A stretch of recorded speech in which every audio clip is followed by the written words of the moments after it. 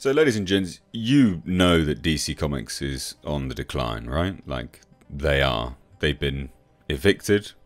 They've been booted out to a very, very small office. Now that office isn't even a permanent residence. No one in there has permanent desks. It's first come, first serve. They're on the decline. And it's with ridiculous storylines like Superman fighting climate change. Superman's a god. He can go and do it if he wants, right? Like, he can. The activism from Superman is completely just, it's a moot point.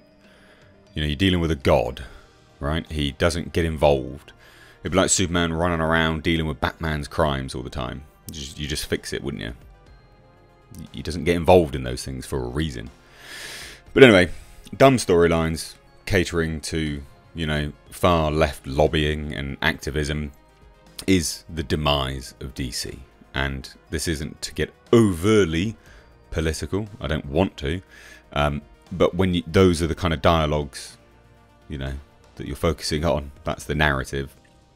It's kind of difficult not to assert what side of the spectrum they sit on. Now, unfortunately for DC, that side of the spectrum are not consumers. Okay? They don't like to consume stuff. They don't like to pay for stuff, generally speaking, because they don't really have any money, because they don't work, by and large. And now, ladies and gents, Tom Taylor and DC Comics' Gay Superman book completely falls off the top 50 sales chart. It's bombing. Oh yes, didn't you know, ladies and gents, Superman's son is now gay, bisexual, but, you know, with respect to that, they never will then start dating a woman again. Oh, also, just as a side note, we do have a Jasper cameo. Here he is. He literally creeped in. I didn't even know he was here. And now, look, FYI, you know, a homosexual Superman, sure, fine. Like, if it's done right, I'm sure it'll work fine. But this obviously hasn't been done right, clearly, because consumers are not buying it. Okay? Now, this isn't to say you can't be gay, or you can't do this, or you can't represent that.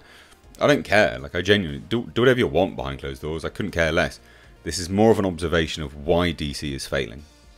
Okay? So let's remove the really lazy argument of, oh, you're just being a bigot. I'm not. Consumers are not buying it for a reason, because it's crap. Now, that could be because they think that they don't want to watch or read a gay Superman. I don't know. I haven't done a cross-section to speak about it, you know, to identify the root cause of why no one's buying it. But the end result is no one's buying it, because their sales are crap. And you would just think, like, you know, when was this the focus? This Superman, you know, they wanted to remodel him. It's Superman's son. Going to make him gay. And they're going to make him start fighting, you know, climate change and activism and things. When did we get there? As opposed to fighting Brainiac. Doomsday. You know? Like, when did that happen? What a polarizing difference. One sold, one isn't. People want a bit of escapism in their media. I think, personally. But let's dive into it, shall we? So, DC Comics and writer Tom Taylor's Gay Superman book, Superman, Son of Kal-El, completely fell out of the top 50 sales charts for the month of February. So it's bombed, basically. It has bombed. Taylor has consistently attempted to defend his book sales, albeit without providing any numbers. But the reality of time continues to prove his assertions simply aren't true. So back in February, he attempted to defend the book sales, but actually confused the book's placement on the sales chart in November to the issue of the book. As part of a lengthy thread on Twitter, Taylor wrote, "Wait, issue number 6 didn't even appear in the December sales." What? So this is this. This is the act. I mean, look, climate justice, solution, not pollution. Protect our planet. I mean, this is just... the 5th issue of the book, where Superman gets a boyfriend, was in fact the 6th top-selling book on ICV2's chart. And as noted by ICV2, the charts are unit and dollar sales rankings based on sales tracked at point of sale by the Comics Hub system at stores selling American comics around the world. Taylor even bragged about the fact that it was in the top 10 as part of his thread, writing on Twitter, "Now, This is pretty damn confusing. I don't believe a story's worth is measured by its sales. Well, no, but your worth to the distributor and the publisher is dependent on the sales. That's just an arguable, an inarguable fact. But our Superman is selling pretty well. Issue number 5, where John Kent comes out as bisexual, made the top 10 in comic sales for November. And this is the, what was that, like for Pride Month or something? I don't even know when Pride Month is. I'm assuming that's Pride Month. Who knows? However, getting back to Taylor's gaffe, the book's 6th issue didn't release until January, so it wouldn't be on the December sales chart. The book's annual did release in December, and it did not show up in the top 50 when looking at total units. The annual did place 45th on the top 50 comic books by dollar chart. And again, the return of Lex Luthor. It's like, yeah, but who's going to want to read this, right? Superman, Son of Kal-El, when this was the previous focus. Again, we're talking about narratives here, so there was that, and then that was the previous focus. Like, what a very, very, it's almost like whiplash going from climate change, getting a boyfriend, to, oh, and Luthor's back. What? No one's going to be interested at that point because you've gone way off the rails. When the book's 6th issue did come out in January, it was at the bottom of the charts, ranking in 42nd place on the unit chart. On the dollars chart, it was 50th, dead last on the last. Taylor, who previously bragged about his book placing in the top 10 of ICV2 charts, went after the data aggregator, implying its data is no good or not to be trusted. Well, I mean, that is unequivocal display of nonsense, isn't it?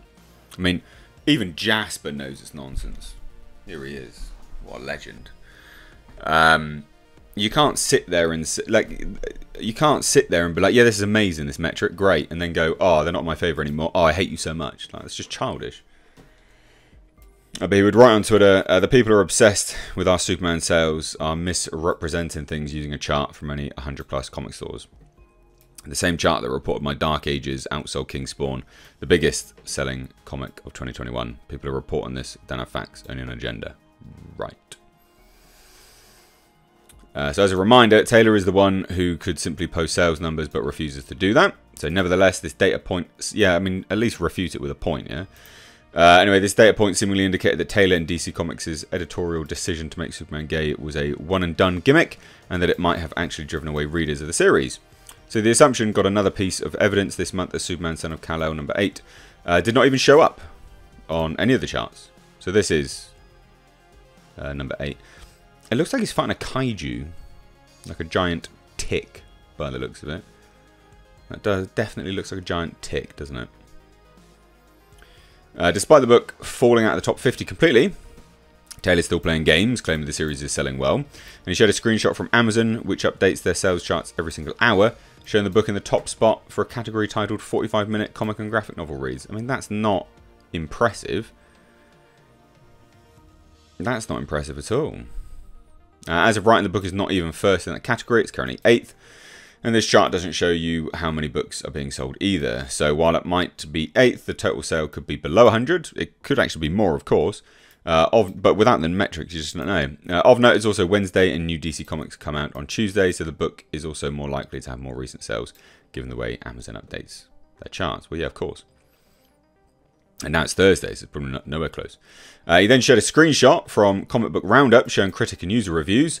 And thanks to everyone reviewing, supporting and spreading the word about John Kent and our Superman series. It means the world. Got a quick screen grab before the usual review bombers come into the user rating section. But the thing is, like Tom, mate, is that, if it's not selling well, and unequivocally DC is going downhill, they've been evicted, they're in a tiny crappy office, they don't even have any offices anymore properly, there's no desk specific to any individual there. You can't sit there and say it's being review bombed. That's so disingenuous. At a certain point, mate, you need to look introspectively to see where you're failing so you can succeed in future. Yeah, like, that's just a fact. You can't sit there and say, oh, just review bombs. No, it's not really how it works. And it's just such a disingenuous argument.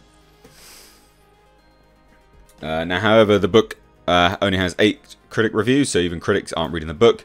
And this is the same thing with Rotten Tomatoes, that you always got to look at the amount of people actually reviewing it. Book's user score now sits at 77, and it only has 25 reviews. This is another clear example that it's Taylor who has the agenda. Yeah, I mean, of course he has an agenda. Like, you know, it's pretty obvious he has an agenda because he wants to sell books. He wants to be employed, doesn't he? But just this is what I mean. Just look introspectively, mate, and realise that what you're saying is not, you know, marketable. People don't want it. So Taylor would continue to push the narrative, and the book is selling well, writing, with the strange misinformation being spread about Superman, Son of Kal-El sales. This is especially nice to see today. Great to see number 9 up there with the back classics, considering the Batman is in cinemas. Thanks for our whole team. He would conclude his narrative with pushing Superman, Son of Kal-El is doing incredibly well. But how many has it sold, though? And these are just screenshots that keep changing. We've already covered that. So fine. However, as noted, these are Amazon charts. They don't give you a full picture of how the book is selling. Clearly, readers buying physical books are checking out. Yeah, pretty obviously. And that was a trend dating back in November of 2021, when the book's 4th issue reportedly only shipped 37,000 copies. That's awful. The first issue only reportedly shipped 68,000 in July. And Comicron has not released estimates past November. I mean, that's real bad. Like 37,000 copies. That's awful. And I know stuff's going online, but still.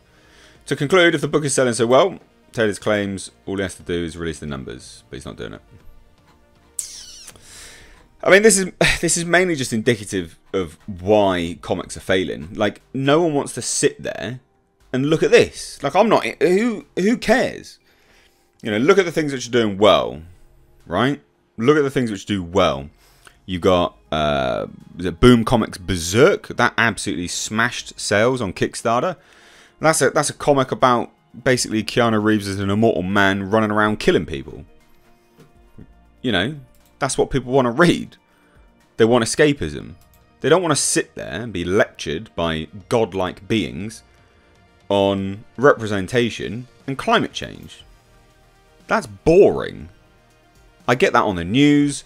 I get it in literally every series. I get it everywhere.